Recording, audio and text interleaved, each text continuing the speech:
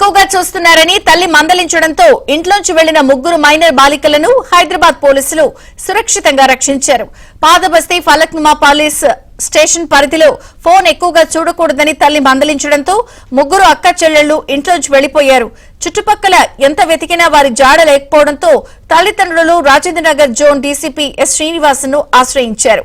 దీంతో పోలీసులు ప్రత్యేక చొరవ తీసుకుని ముగ్గురు బాలికలను ఏలూరులో గుర్తించి నగరానికి తీసుకొచ్చారు.